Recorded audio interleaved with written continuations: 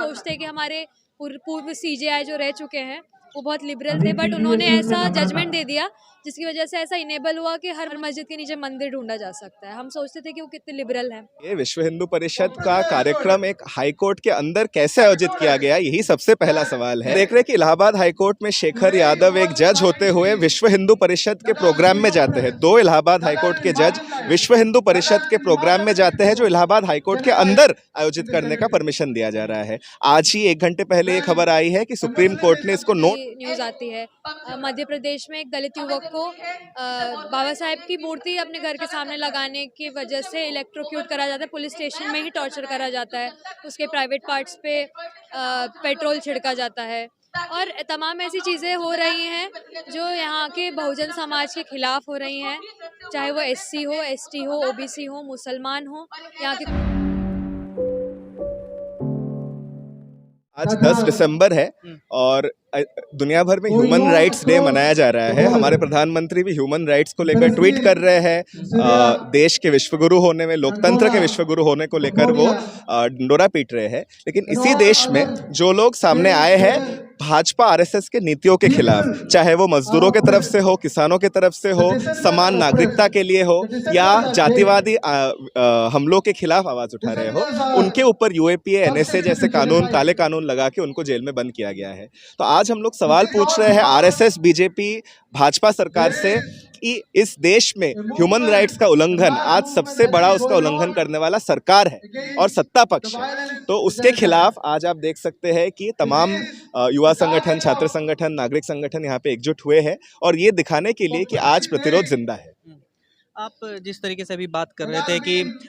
आज जो है कोर्ट्स के जज भी आज बोल रहे हैं खुलेआम अल्पसंख्यकों के खिलाफ, एक तरीके से कटमुल्ला देश के लिए बुरा है या अल्पसंख्यकों का राज नहीं हो, बहुसंख्यकों का, किस रूप में देख रहे हैं इसको, इस तरीके के बयान का? हम देख रहे हैं कि इलाहाबाद हाईकोर्ट में शेखर यादव एक जज होते हुए विश्व हिंदू परिषद के प्रोग्राम में जाते हैं। दो इलाहाबाद हाईकोर्ट के जज विश्व हिंदू परिषद के प्रोग्राम में जाते हैं जो इलाहाबाद हाईकोर्ट के अंदर आयोजित करने का परमिशन दिया जा रहा है। आज ही 1 घंटे पहले ये खबर आई है कि सुप्रीम कोर्ट ने इसको नोट किया है कि किस तरीके से मुसलमानों के खिलाफ बयान एक सिटिंग हाईकोर्ट के जज दे रहे हैं। उन्होंने कहा है कि इस देश में बहुसंख्यकों का राज होगा। हमारा कहना है कि इस देश का बहुसंख्यक आबादी आज सड़कों पे है। RSS भाजपा के नीतियों से वो परस्त है, वो बेरोजगारी के खिलाफ लड़ रहा है, वो नागरिकता के अधिकारों के लिए लड़ रहा है, वो ठेका मजदूरी के खिलाफ सम्मानजनक नौकरी के लिए लड़ रहा है, शिक्षा के लिए लड़ रहा है। तो ये जो बहुसंख्यक आबादी है, सही मायने में उसी का राज इस देश में होगा और जो 1% वो परजीवी वर्ग है जो अंबानी अडानी का राज लेना चाहती है, उसको इस देश से हटाया जाएगा। तो बहुसंख्यकों का राज लेकिन हिंदू मुस्लिम से जोड़ करके वो उनका बयान को देखा जा रहा है। इस पे बवाल भी मच रहा है। जिस तरीके से महाभियोग की बात कर रहे हैं वकील, कैसे देखते हैं मतलब कि इस तरीके के बयान अगर हाईकोर्ट के जज देते हैं तो इस पर क्या कोई कार्रवाई भी होगी? बिल्कुल कार्यवाही होनी चाहिए। विश्व हिंदू परिषद का कार्यक्रम एक हाईकोर्ट के अंदर कैसे आयोजित किया गया, यही सबसे पहला सवाल है और जो जज है वो कैसे इस पे बयान दे सकते हैं। लेकिन हम पहले भी देखे हैं कि जो इसके पूर्व चीफ जस्टिस थे वो किस तरीके से बाबरी दहन को लेकर जजमेंट देते वक्त कहते हैं कि भगवान ने हमको ये आदेश दिया था। तो आज हमारा उम्मीद सही मायने में किसी न्यायालय, किसी सरकार से नहीं बल्कि जनता से है, जिनके आंदोलन देश भर में चल रहे हैं, जो समान नागरिकता के लिए जो संघर्ष 2019 में हुआ था, उसी को, जिसके वजह से काफ़ी साथी आज जेल में है, उन्हीं आंदोलनों को आगे लेके जाकर ही एक दूसरे तरीके का जो इस देश में हिंदू, मुस्लिम, ईसाई सभी धर्म, जाति, भाषा, लिंग सभी के लिए एक समान देश बनाने का जो आंदोलन है उसको आगे लेके जा पाएगा। में आप देख रहे हैं कि इसी अल्पसंख्यकों के मुद्दे पे, बहुसंख्यकों के मुद्दे पर ही राजनीति हो रही है और मस्जिद के नीचे मंदिर निकालने की बात हो रही है। कोर्ट से बाकायदा सर्वे का आदेश जारी हो रहा है। संभल, इसके पहले बहराइच हुआ, हिंसा भी हुई और इधर जो है आप देख रहे हैं अजमेर और तमाम जौनपुर, लगातार इस सीरीज में सुप्रीम कोर्ट के वकील बाकायदा ले जाकर कह रहे हैं मस्जिद के नीचे मंदिर है। क्या चीज़? अभी सबसे पहले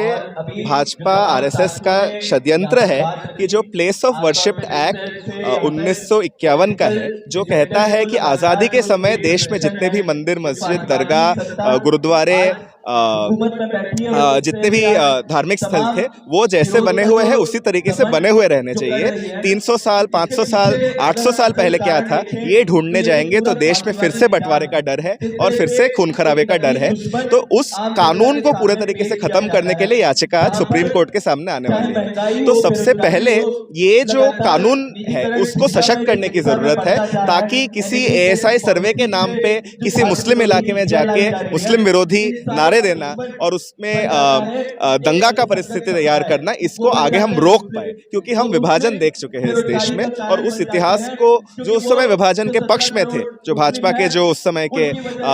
नेता श्यामा प्रसाद मुखर्जी जिस तरीके से पक्ष में थे, उसको आज हम देश में फिर से दोहराने ना दें। ये सब हमारे साथियों के लिए है, वो तमाम साथी उमर खालिद, शर्जील इमाम और बाकी सारे जो रॉन्गफुली इनकार्सरेट करे गए हैं भीमा कोरेगांव में PK-16 और सारे तमाम प्रोफेसर्स हमारे पोएट्स लॉयर्स, तो जब तक वो उनकी दशा ऐसी है कि वो इतना फेस कर रहे हैं डिस्क्रिमिनेशन, इतना एक्सप्लॉयटेशन फेस कर रहे हैं और अपनी आइडेंटिटी के नाम पे फेस कर रहे हैं, तो हमारा फ़र्ज़ बनता है कि उनको सॉलिडारिटी एक्सटेंड करे, उनके लिए आवाज़ उठाए और उनकी फैमिलीज़ को स्ट्रेंथ प्रोवाइड करे कि उनको पहुँचे प्रिजन के अंदर तक भी ये संदेश पहुँचे कि हाँ, बाहर भी लोग हैं जो उनके रिहाई का वेट कर रहे हैं और उनके साथ खड़े हैं। मैम, लेकिन इसी बीच आप देख रहे हैं तमाम अल्पसंख्यकों के ऊपर अत्याचार हो रहे हैं इस तरीके से लगातार, और उसमें आपने देखा कि मस्जिद के नीचे मंदिर वाले मुद्दे को लेकर के संभल में हिंसा हुई, उसमें भी एक कहा जा रहा है तमाम लोगों को इस तरीके नामजद किया जा रहा है। तो आप क्या हर किसी के लिए इस तरीके से एक एक करके लड़ते रहिएगा? देखिए, ये फिर लड़ाई बन जाती है जो इस देश की नींव हो चुकी है, ब्राह्मणवाद की, मनुवाद की नींव, उसके खिलाफ लड़ाई बन जाती है। हम देखते हैं कि आए दिन आपने देखा होगा कुछ टाइम पहले एक आदिवासी महिला को मल खिलाया जाता है, ऐसी न्यूज़ आती है। मध्य प्रदेश में एक दलित युवक को बाबा साहेब की मूर्ति अपने घर के सामने लगाने की वजह से इलेक्ट्रोक्यूट करा जाता है, पुलिस स्टेशन में ही टॉर्चर करा जाता है, उसके प्राइवेट पार्ट्स पे पेट्रोल छिड़का जाता है और तमाम ऐसी चीज़ें हो रही हैं जो यहाँ के बहुजन समाज के खिलाफ हो रही हैं, चाहे वो SC हो, ST हो, OBC हो, मुसलमान हो, यहाँ के क्वेयर पीपल हो, यहाँ के डिसेबल्ड पीपल हों। तो ये जो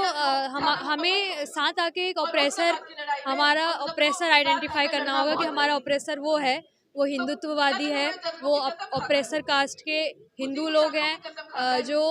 ये ब्राह्मणवादी मनुवादी मेंटालिटी वो कर रहे हैं। हम सोचते हैं कि हमारे पूर्व CJI जो रह चुके हैं वो बहुत लिबरल थे, बट उन्होंने ऐसा जजमेंट दे दिया जिसकी वजह से ऐसा इनेबल हुआ कि हर मस्जिद को अब वो हर मस्जिद के नीचे मंदिर ढूंढा जा सकता है। हम सोचते थे कि वो कितने लिबरल हैं, कितने प्रोग्रेसिव है, बट सही मायने में प्रोग्रेसिवनेस वही रिप्रेजेंटेशन के साथ आएगी। उस समाज के लोग, दलित समाज के, मुसलमान समाज के, आदिवासी समाज के, OBC समाज के लोग जब तक पावर पोजीशंस में, जुडिशरी में, पार्लियामेंट में, एजुकेशन सेक्टर्स में नहीं बैठेंगे तब तक सही मायने में चेंज नहीं आएगा। इसीलिए हम स्टूडेंट एक्टिविस्ट इसी की कोशिश करते हैं, हम अपने समाज को आगे बढ़ाने की कोशिश करते हैं और इसीलिए अपने साथियों का भी हम यहाँ पे साथियों के साथ भी हम खड़े हैं, आवाज़ उठा रहे हैं कि हमें इस बात का होप है कि we are attacking the oppressor foundation of this country, and when that is overturned and the oppressed are at the power position, तब बेहतर होगा। सुप्रीम कोर्ट से ही इस तरीके के सर्वे हो रहे हैं आदेश, और हाई कोर्ट के एक जस्टिस बोल रहे हैं कि अल्पसंख्यकों का राज नहीं बहुसंख्यकों का राज होगा, इस तरीके से चीजें बोली जा रही हैं। ये वही है कि हिंदू मुस्लिम, क्योंकि ये धर्म ऐसा है कि कास्ट में बटा हुआ है, तो मुसलमान को एक दुश्मन बता के they want to create some sort of unity, but हमारे समाज को ये मानना पड़ेगा, जानना पड़ेगा कि ये लोग हमें अपना कभी नहीं मानेंगे और ना ही हमें उनके राइट्स मिलेंगे इस देश में जब तक ब्राह्मणों का राज चलता जाएगा। तो वो कंडेम करते, वो बहुत कंडेमेबल स्टेटमेंट है कि बहुसंख्यकों का राज चलेगा और बहुत गंदे वर्ड्स उन्होंने मुसलमान कम्युनिटी के लिए भी यूज़ करे हैं। इसको कंडेम करते हुए मैं यही कहूँगी कि ये प्रॉब्लम वो हिंदुत्व माइंडसेट और ब्राह्मणवादी माइंडसेट का ही है जिसके खिलाफ हमें बोलना है, और जब तक ट्रू मायने में ऑप्रेस्ड का रिप्रेजेंटेशन उधर नहीं होगा, ऐसा नहीं कि एक नॉमिनल रिप्रेजेंटेशन हो कि कुछ पार्टीज टोकन के नाम पे दलित को खड़ा कर दे, सीट दे दे, तब वो जाके सिर्फ ब्राह्मणवादी आइडियोलॉजी परपेचुएट करे। हम वो ट्रू रिप्रेजेंटेशन नहीं मानते, सही मायने में रिप्रेजेंटेशन कि आपके पूरे स्ट्रक्चर में जितने संख्या है उतनी हिस्सेदारी भी है लोगों की। कांशीराम साहब कह के गए थे जिसकी जितनी संख्या भारी उसकी इतनी हिस्सेदारी, वो जब तक इंश्योर नहीं होगा तब तक ऐसे जजमेंट्स आते रहेंगे और ऐसे जजमेंट्स के खिलाफ हम जुडिशरी को भी क्रिटिसाइज़ करते रहेंगे, हमें कोई इसमें डर नहीं है। अगर जुडिशरी ब्राह्मणवाद के रास्ते पे चलेगा तो वो बाबा साहेब के खिलाफ चल रहा है, हम ये मानते हैं। खबरों में बने रहने के लिए फोरम 4 को सब्सक्राइब करें और नोटिफिकेशन पाने के लिए बेल आइकन दबाएं।